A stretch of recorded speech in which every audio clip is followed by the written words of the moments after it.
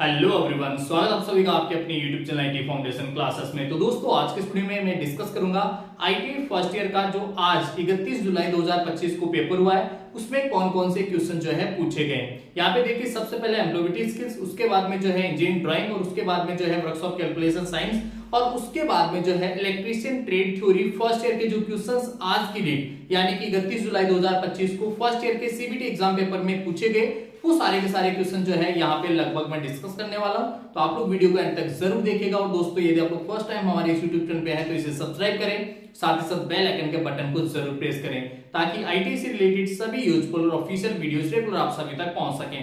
तो दोस्तों, स्टार्ट करते हैं आज का वीडियो। यहाँ पे देखिए, सबसे पहले तो जो है मैं जो एम्प्लॉयबिलिटी स्किल्स के क्वेश्चन है वो यहाँ पे डिस्कस करना चाहूंगा। एम्प्लॉयबिलिटी स्किल्स में देखिए, यहाँ पे जो है क्वेश्चन पूछा गया था, एक यहाँ पे इंग्लिश का जो आप लोगों के चैप्टर है उसमें से क्वेश्चन पूछा गया था, आई मेड दिस केक। ये वाला क्वेश्चन आप लोगों ने देखा होगा, आई मेड दिस केक। आगे यहाँ पे ब्लैंक था और इसमें जो है माई सेल्फ आएगा, इसमें आएगा माई सेल्फ, यानी कि ये जो केक है ये मैंने खुद ने बनाया। माई सेल्फ जो है इस क्वेश्चन का करेक्ट आंसर होगा। इसके बाद में देखो, एक्सक्लेमेटरी सेंटेंस जो होते हैं उनका एग्जांपल पूछा गया था। एक्सक्लेमेटरी सेंटेंस ऑलरेडी आप लोगों ने देखा होगा। एक्सक्लेमेटरी सेंटेंस जो है वो ऐसे सेंटेंस होते हैं जिनके लास्ट में ये वाला ऐसा संकेत, ऐसा सिंबल जो है वो बना होता है, वो एक्सक्लेमेटरी सेंटेंस होते हैं, राइट। इसके बाद में नेक्स्ट देखो, आप लोगों का जो है नेप्स का फुल फॉर्म आप लोगों से पूछा गया, NAPS। नेप्स का फुल फॉर्म जो है national apprenticeship promotion scheme. National apprenticeship, short में लिख देता हूं मैं, प्रमोशन, ठीक है, स्कीम, SCHEME स्कीम, ठीक है, ये होता है नेप्स का फुल फॉर्म, राइट। इसके बाद में देखो, जो है आपके एम्प्लॉयबिलिटी स्किल्स में से जो और क्वेश्चन पूछे गए थे उनमें जो है आप लोगों का है, पहली औद्योगिक क्रांति जो है वो कब से स्टार्ट हुई थी। पहली औद्योगिक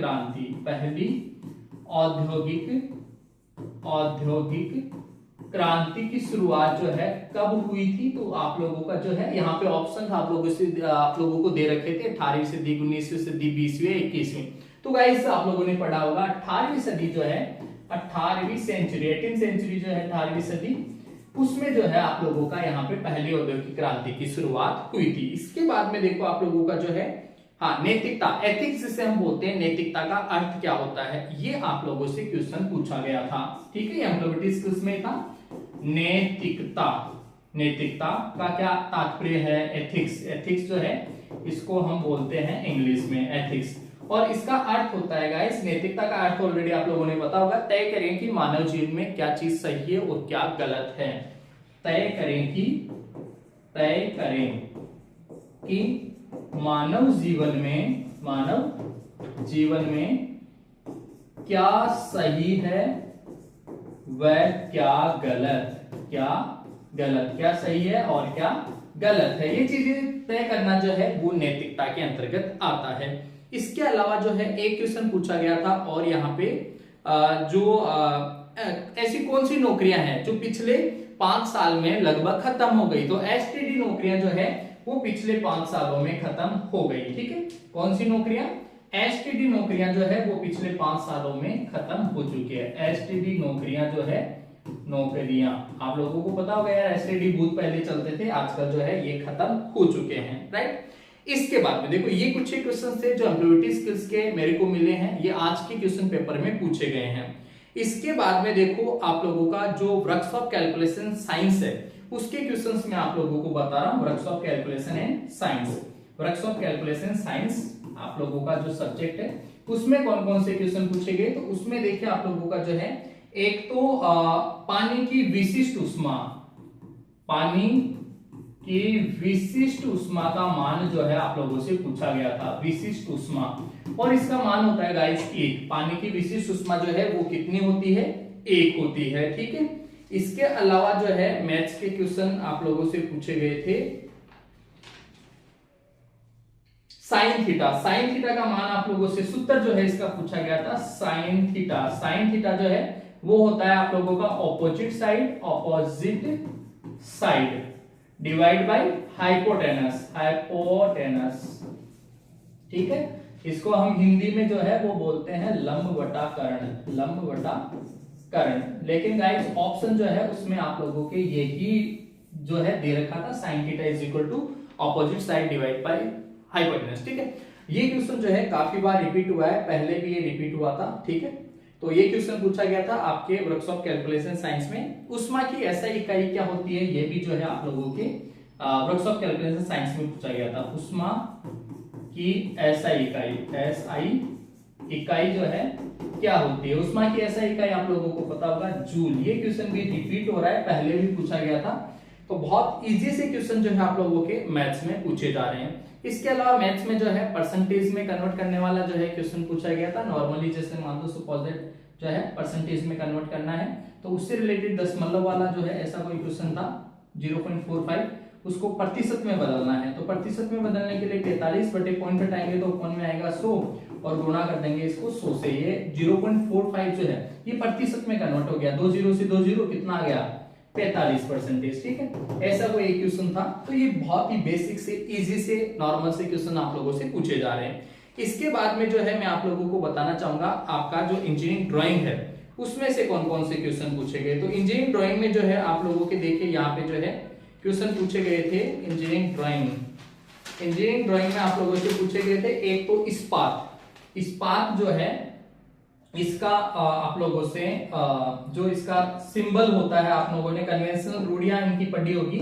इस्पात, इस्पात का जो सिंबल है इस्पात, इस्पात जो है ऐसा बनाते हैं, आप लोगों ने देखा होगा, आप लोगों का जो ड्राइंग है उसमें इस्पात। ठीक है, इसके अलावा बॉल पिन हैमर का डायग्राम जो है बॉल पिन हैमर, इसका डायग्राम आप लोगों से पूछा गया था। और इसके अलावा जो है आप लोगों के ड्राइंग के अंदर ही देखो यार ये क्वेश्चन भी आया था, जो अपना टाइटल ब्लॉक होता है उसमें वास्तविक स्थिति क्या है। तो वहां टाइटल ब्लॉक की जो ये जो है ना इसमें नीचे की तरफ दाईं ओर स्थिति ये होती है, ये आप लोगों का इसमें पूछा गया था आप लोगों का ड्राइंग के अंतर्गत। ठीक है, इसके अलावा देखिए अब जो है हाँ, इसके अलावा आप लोगों का स्मार्ट, ये भी जो है आपके एक तो PIN, ये एम्प्लॉयबिलिटी स्किल्स में पूछे गए थे। PIN क्या होता है, पर्सनल आइडेंटिटी नंबर। ठीक है, PIN की फुल फॉर्म पूछी गई थी, पर्सनल आइडेंटिटी नंबर। और स्मार्ट में एस का जो है मतलब पूछा गया था, SMART। स्मार्ट में एस का मतलब, एस का क्या मतलब होता है स्पेसिफिक, एस का मतलब होता है दोस्तों स्पेसिफिक, एम का मतलब होता है मेजरेबल, मेजरेबल। ठीक है, ए का मतलब होता है अचीवेबल, अचीवेबल। ठीक है, आर का मतलब होता है रिलेवेंट, रिलेवेंट, रिलेवेंट, रिलेवेंट। और टी का मतलब होता है टाइम बाउंड, टी का मतलब होता है टाइम बाउंड, टी का मतलब होता है टाइम बाउंड। ठीक है, स्मार्ट में केवल एस का मतलब पूछा था, आप लोगों से कुछ भी जो है आप लोगों से आगे पूछा जा सकता है। इसके बाद में देखो नेक्स्ट जो है आप लोगों का electrician theory. Electrician theory first year वाला जो है वो मैं आप लोगों को यहाँ पे बताना चाहूंगा। इलेक्ट्रिशियन थ्योरी फर्स्ट ईयर, यहाँ पे देखिए आप लोगों से जो है इलेक्ट्रिशियन थ्योरी फर्स्ट ईयर के भी काफी क्वेश्चन जो है अवेलेबल हुए हैं। एक तो यहाँ पे आप लोगों का सबसे पहले जो आदर्श ट्रांसफॉर्मर है, आइडियल ट्रांसफॉर्मर, आइडियल ट्रांसफॉर्मर, इसके लिए देखिए आपको पता होना चाहिए V1 बराबर E1 होता है और V2 बराबर E2 होता है आइडियल ट्रांसफॉर्मर। ठीक है, इसके लिए क्योंकि इसमें कोई लॉसेस नहीं होती आइडियल ट्रांसफॉर्मर में, जितना आप सप्लाई पे वोल्टेज दोगे उतना का उतना ही प्राथमिक में उत्पन्न होगा और जितना ही आउटपुट में मिलेगा उतना का उतना ही द्वितीयक में उत्पन्न होता है। ठीक है, इसके बाद में क्रिम्पिंग टूल का एक क्वेश्चन आप लोगों से पूछा गया था। क्रिम्पिंग टूल जो है उसका आप लोगों से क्वेश्चन पूछा गया था, शायद डायग्राम इसका था।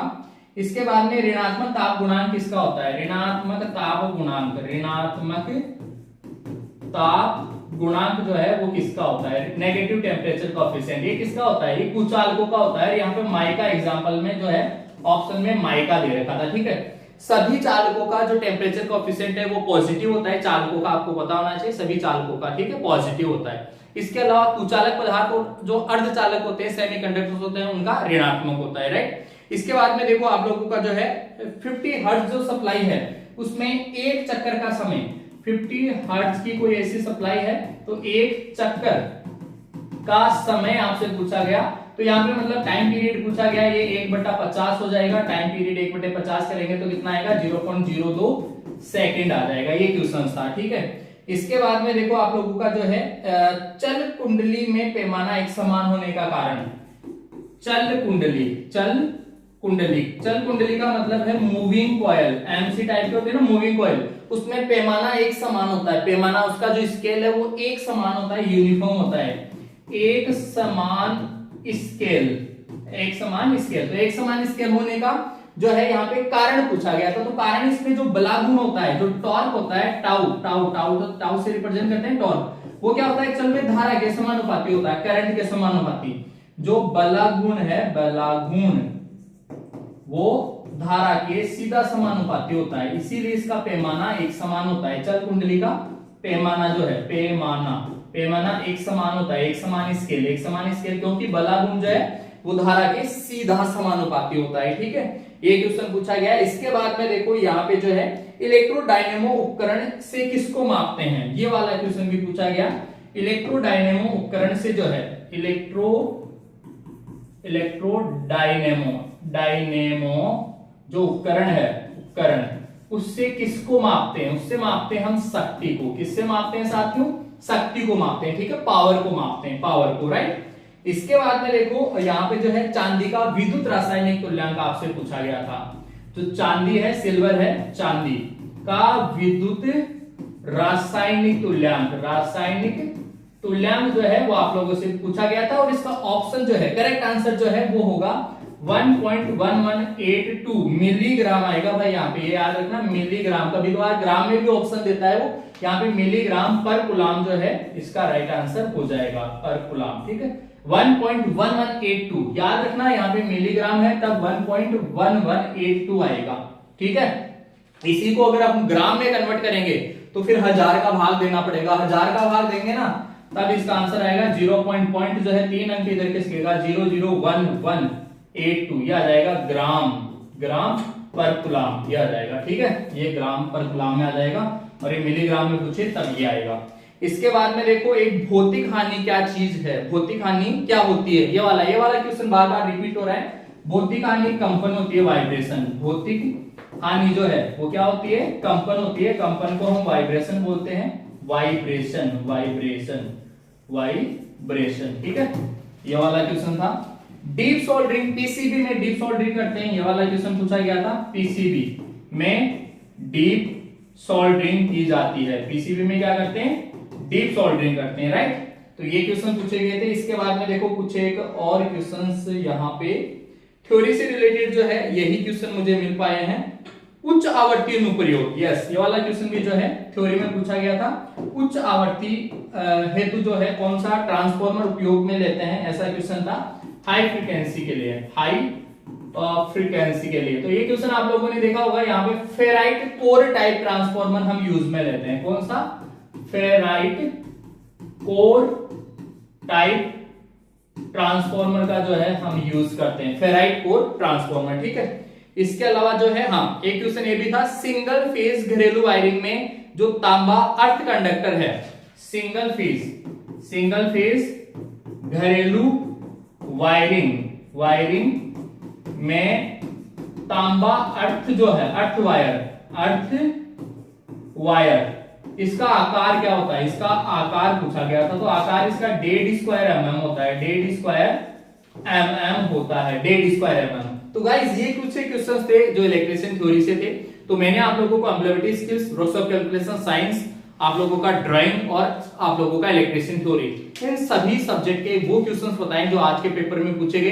पेपर ऐसा ही आ रहा है, इसी पर बेस्ड पेपर आ रहा है। तो इसी तरीके से जो है आप लोग इसी के अकॉर्डिंग अच्छे से तैयारी करके जाइए। बहुत ही इजी वे में जो है क्वेश्चंस आप लोगों से पूछे जा रहे हैं। तो दोस्तों फिलहाल आज के वीडियो में इतना ही, मिलेंगे आपसे नेक्स्ट वीडियो में, तब तक के लिए आप सभी को बहुत बहुत धन्यवाद।